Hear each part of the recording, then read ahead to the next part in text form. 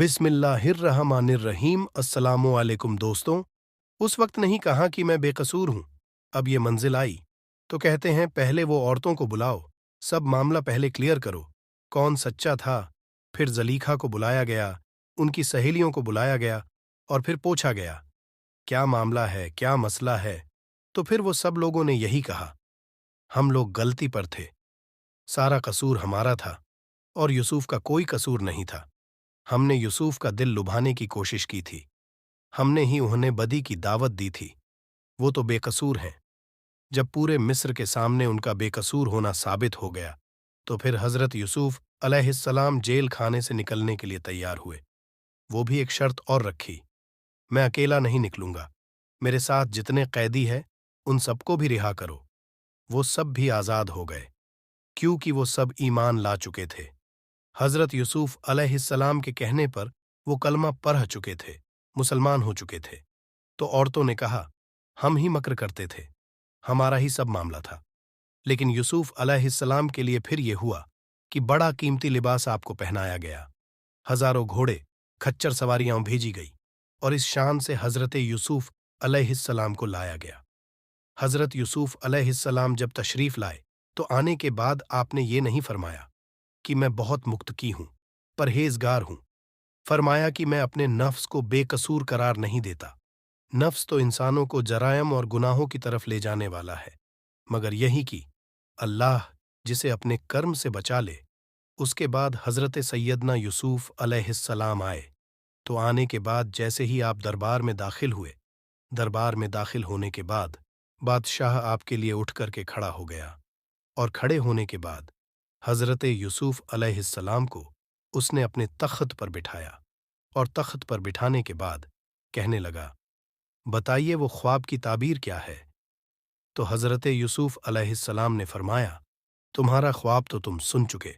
अपने फिर ख्वाब बयान फरमाया। ख्वाब बयान करने के बाद कहा कि इसकी ताबीर ये है कि आपके पास 7 साल लगातार जोरदार बारिश होगी, बहुत अच्छी बारिश होगी, जिससे खेती खूब होगी। तो तुमको करना ये है कि उसको आपको जखीरा करना है, जमा करना है और आपको साफ नहीं करना है। अनाज नहीं निकालना है बालियों से, बालियों के अंदर संभल करके रखना है और जितना खाना है बस उतना ही साफ करो, बाकी कि उसको जमा करते रहो।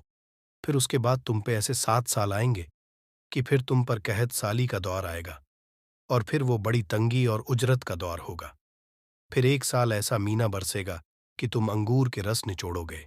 इस तरीके से आपने फरमाया तो तुम्हें इस तरह से निज़ाम चालान होगा। जब आपने ये ताबीर बयान फरमाई, हजरत सैयदना यूसुफ अलैहिस्सलाम ने ख्वाब की। तो फिर उन लोगों ने कहा कि मगर ये करेगा कौन, कैसे होगा, किस तरीके से किया जाएगा।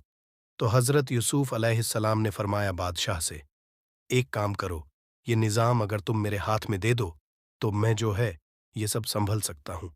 इस पर भी एक हदीस में आता है, अल्लाह के रसूल अलैहिस्सलाम ने फरमाया कि अल्लाह मेरे भाई यूसुफ पर रहम फरमाए।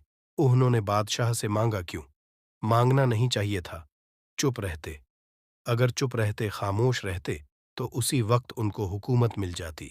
जब उन्होंने बादशाह से कहा कि हुकूमत मुझे दे दे, मैं संभाल लूंगा, तो अल्लाह ताला ने 1 साल और लेट कर दिया। लेकिन बहरहाल 1 साल बाद उनको हुकूमत मिल गई, सल्तनत मिल गई। बादशाह भी हजरत यूसुफ अलैहिस्सलाम के हाथ पर मुसलमान हो गया और खजाने का आपको मालिक कर दिया और आप बादशाह बना दिए गए। और जब आप बादशाह बना दिए गए तो ऐसे में जलीखा को खौफ हुआ कि अब ये तो यूसुफ हो गए बादशाह, अब मेरे साथ पता नहीं ये क्या करेंगे और मुझे पता नहीं कैसी कैसी अजियतें उठानी पड़ेंगी। तो चुपके से वो वहां से निकल गई और एक औरत थी जो मिस्र में बहुत गरीब थी, भीख मांगती थी। जलीखा उसकी कुटिया में जाकर के छुप गई। कमोबेश 25 साल तक के जलीखा को उसकी कुटिया में रहना पड़ा। बाद मुफस्सिरीन ने लिखा है, जलीखा भी नबीना हो गई और भीख मांगने लगी। जलीखा पर ये दिन आए, भीख मांगने लगी। फिर हजरत यूसुफ अलैहिस्सलाम बादशाह हो गए। आदत थी आपकी, आप बगैर मेहमान कभी खाना नहीं कहते थे, आपकी भी आदत थी, आले इब्राहिम में से थे। फिर हजरत यूसुफ अलैहिस्सलाम जब बादशाह हो गए तो बादशाह होने के बाद अब आप मसरूफ हो गए उहने काम में। जिस काम के लिए आपको बादशाह बनाया गया था, आपने क्या किया? जब पहले बारिश हुई तो बारिश के दिनों में मिस्र में जितनी जमीनें थीं, हत्ता की पहाड़ियों पर भी आपने बोआई करा दी, वहां पर भी हल चला दिया, पहाड़ों पर भी, और जहां जहां खली जमीन थी सब जगह खेती खेती। और इतना गल्ला जमा कर लिया आपने कि एक 40 गज की चौड़ाई और 160 गज की लंबाई के कमरे बनाए, और उसमें आपने 1 इंच भी लकड़ी नहीं लगाई, बल्कि पत्थर के कमरे बनाए और गल्ला जमा किया। जितना लगता था उतना आप लोगों को खाने के लिए देते, बाकी सब जमा करते।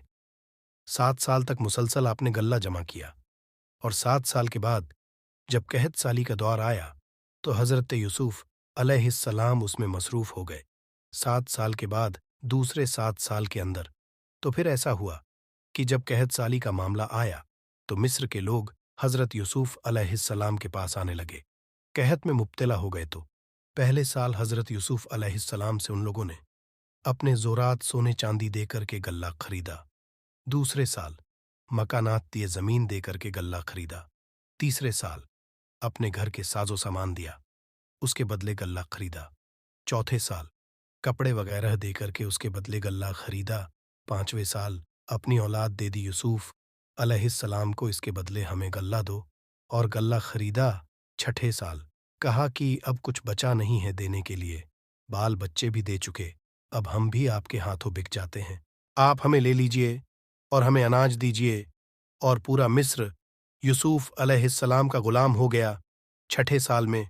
और 7वें साल में यूसुफ अलैहिस्सलाम पर उन सबको खिलाने की जिम्मेदारी आ गई, तो सबको यूसुफ अलैहिस्सलाम ने खिलाया। इस तरीके से अल्लाह ने बता दिया कि मिस्र वालों, तुम मेरे नबी को गुलाम कह करके नहीं बुला सकते, तुमने एक यूसुफ को खरीदा था और यूसुफ ने तुम सबको खरीद लिया। पूरा मिस्र यूसुफ अलैहिस्सलाम का गुलाम हो गया। अल्लाह कुरान में फरमाता है, हम नेकों को उनके नेक का अज्र ऐसे ही अता करते हैं, नेकियों का सिला हम ऐसे ही अता करते हैं। अब पूरा मिस्र जो है हजरत यूसुफ अलैहिस्सलाम का गुलाम था। अब जो है हजरत यूसुफ अलैहिस्सलाम सबको खिलाते थे, गरीबों को, मोहताजों को। जब यूसुफ अलैहिस्सलाम सवारी पर निकलते थे तो इस शान से निकलते थे, पहले घोड़ा कसा जाता था। जब घोड़ा कसते हैं ना तो चीख कर जोर से बोलता है, तो वो पूरी आवाज गूंजती थी। सब समझ जाते थे कि हमारा बादशाह यूसुफ सिद्दीक जो है वो अब अपने महल से निकल रहा है। तो जलीखा जिस मकान में रहती थी, झोपड़ी में, वो खातून कहती थी यूसुफ निकलने वाले हैं। तो जलीखा कहती थी कि अब वो मुझे पहचानते भी नहीं, मैं उनको देख भी नहीं सकती, वो तो मुझे भूल गए हैं। एक काम कर, जहां से उनकी सवारी गुजरेगी वहां मुझे लेकर चल के खड़ी कर दे, तो उनकी सवारी के टापों से लगी हुई धूल मुझ पर पड़ेगी तो मेरे दिल को सुकून मिल जाएगा। हजरत जलीखा का ये हाल था। इधर कौम का ये मामला था। उधर कई मुल्कों में कहत पड़ गया, बारिश न होने की वजह से कई मुल्कों में, तो मुल्क शाम में भी कहत पड़ गया था। और यूसुफ अलैहिस्सलाम के वो भाई दाने दाने को मोहताज हो गए, खाने खाने को मोहताज हो गए। यहां भी देखो, हालांकि औलादे पैगंबर है, नबियों की औलाद है, सगा बाप नबी है, लेकिन ये बात याद रखना, अगर अपने से कोई जुल्म होगा तो नबी की औलाद होने के बाद भी याकूब अलैहिस्सलाम के बेटों का क्या हुआ? रोटी के टुकड़ों को भी परेशान है, खाने पीने को परेशान हो गए। फिर वो सब 10 के 10 भाई हजरत याकूब अलैहिस्सलाम के पास रोते धोते आए, कहने लगे, बाबा 40 साल हो गए, तू न हमसे बात करता है, न मुलाकात करता है, न हमारी तरफ नजरे इनायत फरमाता है, फाका कशी में हमारा ये हाल हो गया है, अब हम क्या करें? तो हजरत याकूब अलैहिस्सलाम से उन्होंने कहा, कोई तरीका बताइए ताकि हमारी गुर्बत दूर हो, हमारे बच्चे खाने को तड़पते हैं, तरसते हैं, क्या करे? आपने फरमाया कि रोजाना जो काफिले यहां से गुजरते हैं, वो काफिले वाले जब हमारे यहां रुकते हैं तो बताते हैं कि मिस्र का बादशाह है, वो बहुत करीम है, बड़ा नेक दिल है, जो भी उसके पास जाता है वो अनाज देता है। तुम लोग उसके पास जाओ और जाकर उससे अनाज मांगो, वो देगा तुम्हें। कहाँ लोग जाते हैं तो पैसा देकर खरीद कर लाते हैं, हमारे पास तो पैसे भी नहीं हैं, खोटे सिक्के हैं, क्या करेंगे? फरमाया, वही लेकर के जाओ। कहाँ? अगर उसने कबूल नहीं किया तो? और फरमाया, लेकर के जाना, कबूल किया तो ठीक है, नहीं कबूल किया तो अपना नसब बयान करना कि हम नबियों की औलाद है, हम पर रहम कर। वो नीक आदमी है, रहम दिल है, रहम करेगा तुम पर। कहा उसके बाद भी रहम नहीं किया तो? फरमाया, अगर उसके बाद भी उसने रहम नहीं किया तो फिर अपनी गुर्बत बताना, तंगदस्ती बताना, परेशानी बताना, फिर वो तुम पर रहम करेगा। तो कहा अगर उस पे भी रहम नहीं किया तो आपने चिढ़ करके फरमाया, जाओ तुम जानो तुम्हारा काम जाने, जो कहता हूं सुनते ही नहीं है तुम, अब तुम्हें बता रहा हूं ये करो, जाओ तो सही तुम। फिर वो लोग चाहते न चाहते खाई न खाई, फिर वो वह जाने की तैयारी की। 10 भाइयों ने, उन्होंने कहा, बाबा जाएंगे तो क्या करना पड़ेगा? अभी तक तो हम किसी बादशाह के दरबार में गए नहीं हैं, पहला इत्तेफाक है, जाएंगे तो क्या करना पड़ेगा? फरमाया, जाना तो उसकी इजाजत के बगैर कमरे में दाखिल ना होना, बड़बड़ नहीं करना, अपनी मर्जी से बातें नहीं करना, जितना पूछे उतना ही जवाब देना, जबकि बैठने के लिए कहे नहीं, बैठना नहीं, उसके सामने खड़े रहना तो इधर उधर नहीं देखना। इस तरीके से आपने समझाया बहुत सी बात। और एक खूबसूरत जुमला इसमें लिखा हुआ है, हजरत याकूब अलैहिस्सलाम ने अपने बेटों से कहा, दरिया का कोई पड़ोस नहीं होता, बादशाह का कोई दोस्त नहीं होता।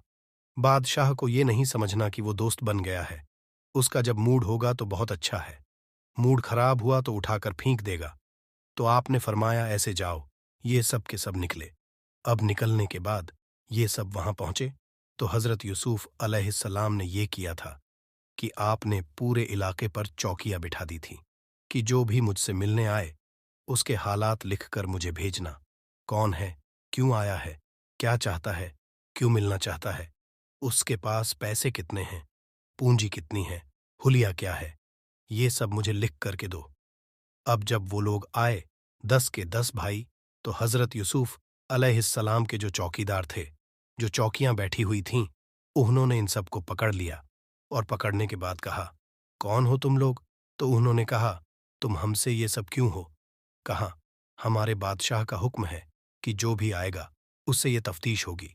फिर उन्होंने बताया कि देखो, हम लोग याकूब इब्ने इसहाक इब्ने इब्राहिम की औलाद में से हैं और हम बादशाह से मिलना चाहते हैं। हमारे पास जो है कुछ नहीं है, हमारे बच्चे भूखे हैं, हम बादशाह से अनाज चाहते हैं। इस तरीके की जब पूरी तफसील आई तो आने के बाद हजरत यूसुफ अलैहिस्सलाम ने वो देखा और देख करके रोए और बेहोश हो गए। जब बेहोश हो गए तो लोग समझ नहीं पाए, जो दरबार में बैठे हुए थे, ये क्या हुआ? ऐसे में फिर जो करीबी ओजरा थे, उन्होंने सबको बाहर निकल जाने के लिए कहा। तो हजरत यूसुफ अलैहिस्सलाम को होश आया, तो फिर आपने जो करीबी ओजरा थे उनसे भी कहा कि तुम सब भी निकल जाओ। और खत देख देख कर रोते थे और चेहरे पर रखते थे, बहुत परेशान होते थे। फिर आपने उस चौकीदार को बुलाया और चौकीदार से कहा, ये बता, वो कितने लोग हैं? कहाँ? वो 10 लोग हैं। कहाँ? उनके कपड़े कैसे हैं? तो कहाँ उनके कपड़े फटे पुराने हैं, उनके चेहरे जर्द हो गए हैं, लेकिन उनके चेहरे हैं बड़े खूबसूरत, बड़े हंसी चेहरे हैं उनके, ऐसे खूबसूरत हमने मिस्र में किसी को नहीं देखा। तो कहाँ फटे पुराने कपड़े और उनकी सावरियां भी खस्ता है। वो कहता जाता था, यूसुफ अलैहिस्सलाम रोते जाते थे। तो वो चौकीदार कहता है, आप क्यों रोते हैं? फरमाया कि रहने दे, एक काम कर, उन लोगों को मेरे महल में ले आ। तो अब खास वजीर आता है, कहता है, हुजूर, जो भी मुसाफिर आते हैं उनको आप मुसाफिर खाने में ठहराते हैं। ये मुसाफिर कौन लोग हैं कि जिनको आप अपने महल में ठहरा रहे हैं? आपने फरमाया, ज्यादा बातें न कर, जो कहता हूं वही कर। अब इतना सुनना था तो वजीर गया, उन सबको 10 के 10 को ले आया। जब ले आया तो चूंकि ये लोग थे इब्रानी, मिस्र में किप्ती जबान बोली जाती थी, तो चूंकि यूसुफ अलैहिस्सलाम इब्रानी जबान जानते थे, चूंकि आप भी इब्रानी थे और मिस्र में रहने की वजह से किप्ती भी जानते थे, तो जब ये लोग आए तो यूसुफ अलैहिस्सलाम ऊपर के महल के हिस्से में थे। तो जब इन्होंने इतना सब ताम झाम देखा तो वो आपस में कहने लगे कि बादशाह हम पर इतना मेहरबान क्यों है? तो एक भाई कहता था कि शायद हम नबियों की औलाद है, इसलिए वो हम पर इतनी मेहरबानी कर रहा है। यूसुफ अलैहिस्सलाम सुनते थे और रोते जाते थे। फिर कोई कहता था, नहीं, हो सकता है हमें फटे पुराने कपड़े पर मजबूर देखा, नेक आदमी है, اس لیے ہو سکتا ہے ہماری غربت پر رحم کر رہا ہے۔ وہ کہتے جاتے تھے، آپس میں باتیں کرتے، تو یوسف علیہ السلام نے ان کا یہ حال دیکھا اور وہ ذرا سے کہا، 3 دن تک انہیں گوشت، میٹھی چیزیں، اچھی چیزیں سب کھلاؤ اور ان کو اچھے کپڑے پہننا، پھر میرے پاس لانا۔ 3 دن گزر گئے تو ان لوگوں نے کہا کہ ہمیں اپنے بادشاہ کے پاس لے چلو، تو کہا کہ ہاں، بادشاہ ملے گا۔ پھر اس کے بعد یوسف علیہ السلام کے سامنے وہ آئے اور آ کر کے کھڑے ہو گئے۔